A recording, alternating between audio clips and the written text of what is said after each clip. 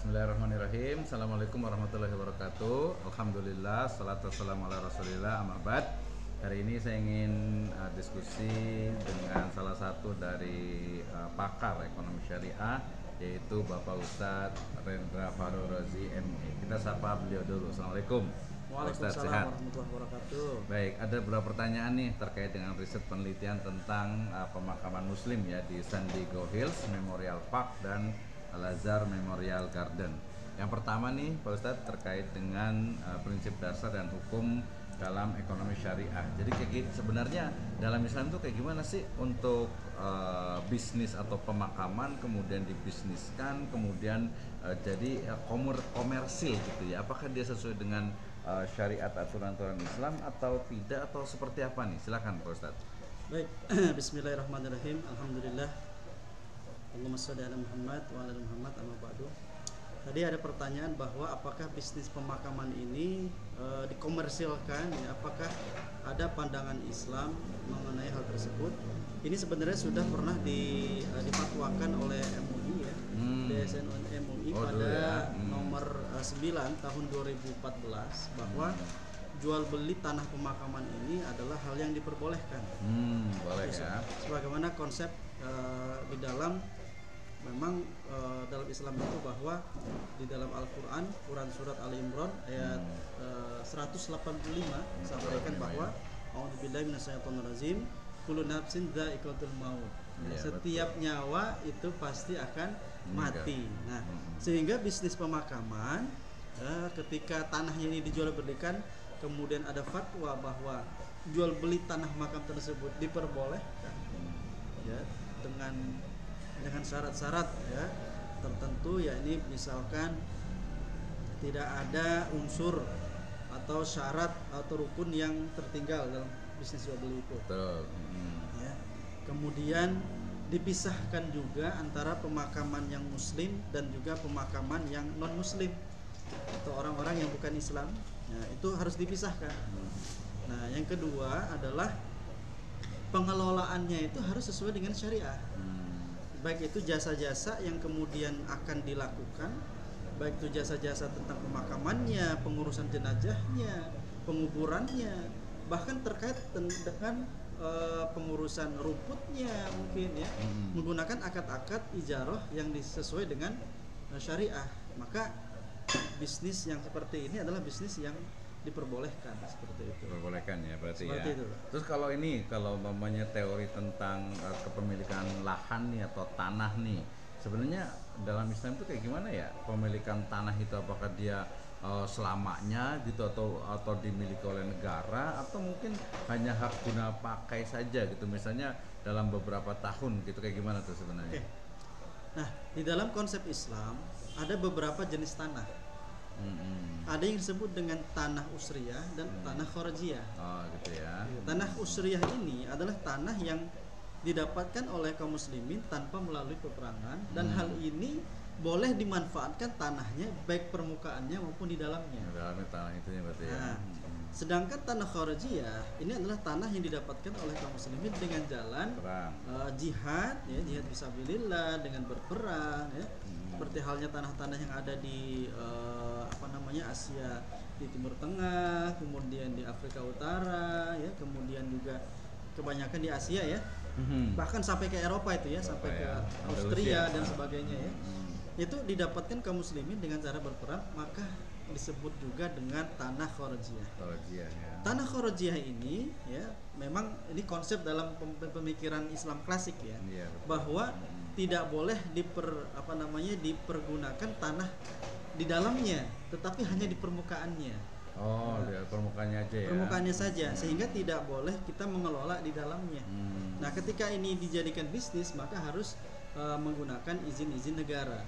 Nah, adapun seperti di Indonesia adalah salah satu termasuk tanah usriyah, sehingga boleh terjadi yang namanya jual beli tanah, ya, bahkan digali, ya, isi kandungannya itu, ya, baik itu untuk misalkan diambil tanah lempungnya atau tanah liatnya atau bayang tambangnya gitu kali ya. Kalau tambangnya beda lagi ya. Beda lagi ya. Kalau untuk tambangnya itu beda lagi. Tapi kalau untuk pemakaman itu diperbolehkan.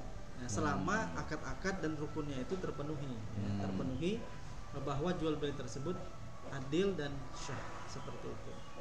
Nah, jadi kalau misalkan itu ada pertanyaan bahwa apakah ini hanya guna pakai saja ataukah ada batasan ketika dimiliki, maka untuk tanah usriyah seperti di Indonesia, hal ini boleh dimiliki selamanya. Dimiliki selamanya hingga yang mempunyai itu wafat dan kemudian bisa diwariskan. Itu ya. Jadi bedanya itu ya usriyah dengan kharajiyah ya. Betul. Oke, terus kemudian yang berikutnya nih Pak Ustadz nih terkait dengan apa? Dengan tadi kan dijual belikan ya. Kemudian ternyata kan tadi di bisnis pemakaman itu di 2 tempat itu kan dia mahal tuh ya. Jadi sebenarnya kayak gimana sih harga yang mahal kayak gitu itu dalam Islam boleh nggak sih? Ngejualnya belinya murah, dijualnya mahal. Kayak gimana nih? Jadi kasihan nih orang-orang yang miskin nih. Gimana? Baik.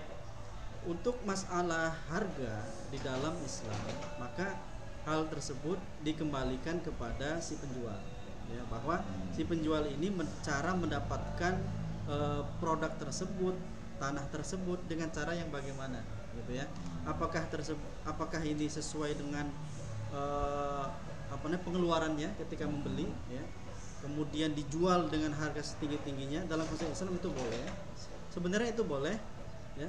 Sebenarnya itu boleh jika ya di dalam penjualan tersebut dikenakan, misalkan kita tidak tahu nih biaya operasional itu seperti apa, ya kan?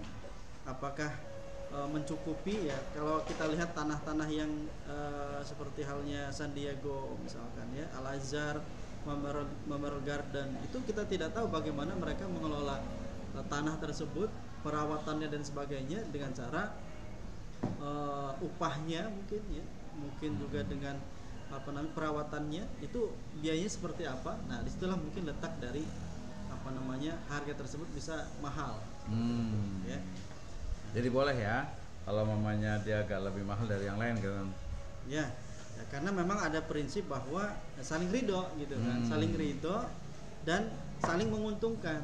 Ya. Jangan sampai kita menjual harganya sedemikian tinggi, kemudian pembeli tersebut merasa dirugikan, gitu kan? Ketika merasa dirugikan, dari situlah jual belinya ya ada rusak, ada fasad nanti.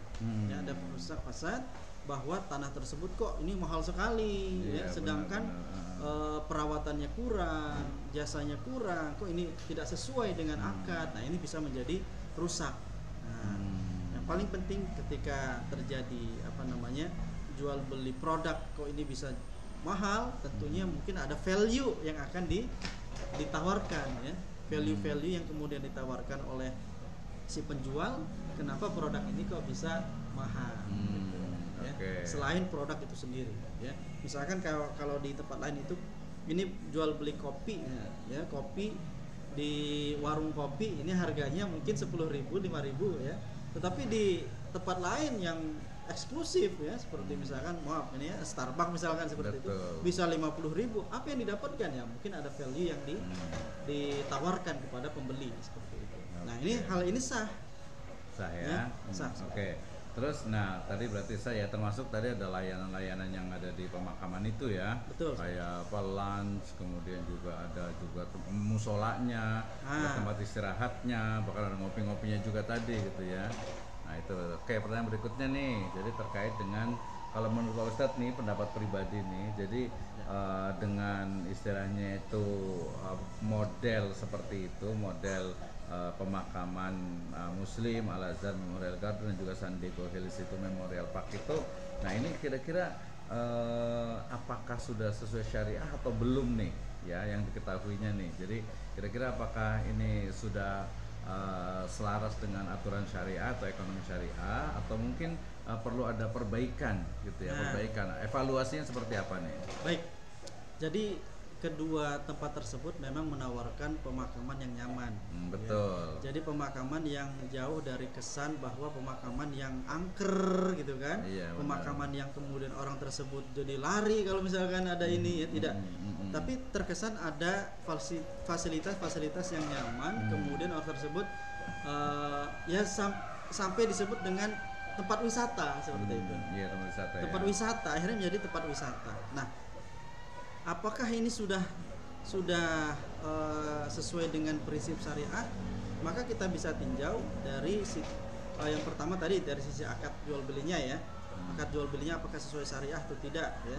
Kalau hal tersebut misalkan dia menggunakan jual belinya menggunakan jual beli yang mengandung riba misalkan, atau tidak jelas atau goror. Nah, ini tentu saja ini ya tidak sesuai dengan syariah. Ya. Nanti kita akan coba lihat di situ bagaimana pendapat-pendapat dari pakar yang lain, apakah ini sesuai syariah akad-akadnya seperti itu. Nah, kemudian apakah kemudian ini bisa melanggar syariah ya, atau bisa sesuai dengan syariah maksudnya? Bisa saja bisa sesuai dengan syariah asalkan di dalam selain akad tersebut ya, biaya-biaya yang dikeluarkan itu, orang-orang dalam pembiayaan itu tidak mengandung yang namanya mungkin pemborosan ya, al-israf ya, kemudian mubazir dan sebagainya ya. Kok biaya makan mahal banget gitu kan. Apakah ini tidak termasuk mubazir dan sebagainya. Nah, maka apakah ini dari nilai value-nya ya, value tersebut perlu dikaji lagi ya. Kalau misalkan ini termasuk mubazir atau memang berpoya-poya dalam berpoya-poya dalam menghambur-hamburkan uang, maka hal ini juga menjadi evaluasi gitu kan. Nah, menjadi evaluasi bagi kita bahwa apakah mendapatkan pemakaman yang nyaman harus dengan mengeluarkan uang yang sedemikian besarnya seperti itu.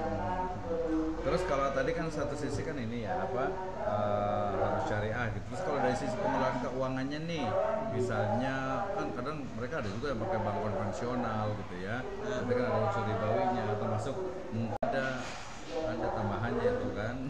Jadi sisi transparansi pengelolaan dana dan transparansi kira-kira seperti apa nih? Nah, jadi termasuk keuangan syariah di dalam pengelolaan tersebut sudah kita jelaskan tadi bahwa ketika dia menggunakan bank-bank konvensional di dalam permodalan, misalkan ya permodalannya, pengembangan keuangannya, nah maka dikhawatirkan ini mengandung ribawi. Itu ya, karena bank-bank konvensional tersebut ya tentu saja tidak menggunakan unsur-unsur akad-akad syariah seperti itu. Nah, Oke, terus terakhir nih tentang dampak sosial dan ekonomi nih, kira-kira dampak sosial dan ekonomi dalam bisnis pemakaman ini seperti apa nih kira-kira bagi masyarakat nih? Baik, ya.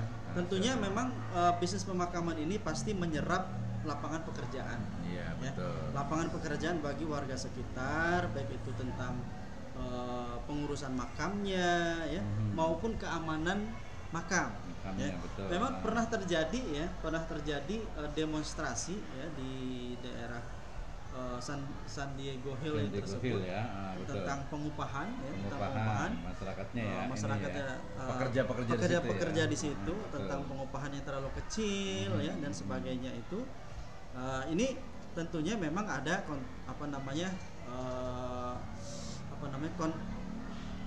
kontraksi gitu kan, ada beberapa yang mungkin orang itu ingin meluapkan aspirasinya ya, walaupun memang pihak tersebut ya San Diego Hill itu mengaku bahwa penggajian itu bukan dari pihaknya tapi dari subkontraktornya ya, gitu ya, dari subkontraktornya ya, subnya itu subkontraktornya itu, karena memang biasalah kayak macam outsourcing gitu ya. Betul saja itu bahwa outsourcing ini mungkin mempunyai beberapa catatan gitu ya dalam pengupahan. Nah, tentu dampak sosialnya bagi masyarakat sekitar tentunya pasti positif. Pasti positif ya, karena meningkatkan ekonomi, banyak kunjungan di situ, ada wisata-wisata yang selain wisata yang tidak terpikirkan bagi mereka, kok pemakaman bisa jadi wisata kan gitu. Ya, betul. Dan sebagainya. Hanya saja ya dari sisi sosial yang lain bahwa hal ini adalah tentunya selain positif ya, juga ada negatifnya. Betul, ada juga ya negatifnya bahwa tadi ya, bagaimana masyarakat sekitar itu pasti tidak akan bisa mengakses mengakses pemakaman seperti itu ya. Walaupun tidak ada unsur kecemburuan mau ditaruh di situ, tidak ada, tetapi masyarakat tersebut pasti akan tidak akan mungkin akrab lah ya dengan pengelola di sana. Ya pasti tidak akrab lah, karena ada kelas ekonomi yang timpang ya. Kelas ekonomi yang timpang. Sebenarnya ini juga cuma bukan jadi pemakaman ya, di pemukiman juga sama. Betul, kan ya. Antara pemakaman dengan pemukiman deket-deket iya. Namanya juga hampir mirip, makam mukim ya. Iya betul. Terakhir nih Pak Ustadz nih, terkait dengan inovasi dan bisnis pemakaman syariah nih, kira-kira apa nih ide Pak Ustadz nih terkait dengan inovasi yang bisa dilakukan oleh San Diego Hills dan juga Al-Azhar Memorial Garden ini nih? Kayak gimana kira-kira inovasi yang bisa dilakukan yang sesuai dengan prinsip-prinsip syariah, intinya sih agar sesuai lah dengan keadilan sosial bagi seluruh rakyat Indonesia. Silakan. Sebenarnya ide tentang pemakaman yang sesuai syariah kemudian dapat dijangkau oleh masyarakat umum sekalipun ya, bahwa kalau misalkan di perumahan itu ada kelas yang cluster grade A, cluster grade B, cluster grade C ya. Sebenarnya itu bisa saja dilakukan oleh kedua bisnis pemakaman tersebut ya. Nah, kalau kita menggunakan kacamata ekonomi syariah ya, ekonomi syariah itu selain ya menggunakan wakaf, tentu saja wakaf ini juga sangat luar biasa ya. Ketika masyarakat sekitar itu dampak sosialnya berlomba-lomba mewakafkan tanahnya untuk dijadikan tempat yang nyaman ya, sehingga masyarakat tersebut dapat memakamkan keluarganya di tempat tersebut ya, dengan dengan pengelolaan dari kedua korporat itu. Bisa saja seperti itu. Jadi bahwa masyarakat tersebut mewakafkan tanahnya dengan sukarela, kemudian dikelola oleh kedua perusahaan tersebut agar apa? Masyarakat sekitar yang tidak mampu ya kan bisa dimakamkan di situ. Nah, bagaimana inovasinya? Nah, tentu saja kita harus juga menggunakan instrumen ekonomi syariah ya, yang lain ya. Nah, bagaimana kalau misalkan masyarakat tersebut tidak mewakafkan?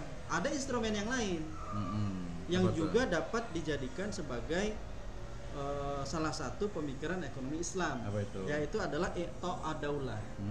Pemberian ya. Apa itu i'ta ad-daulah?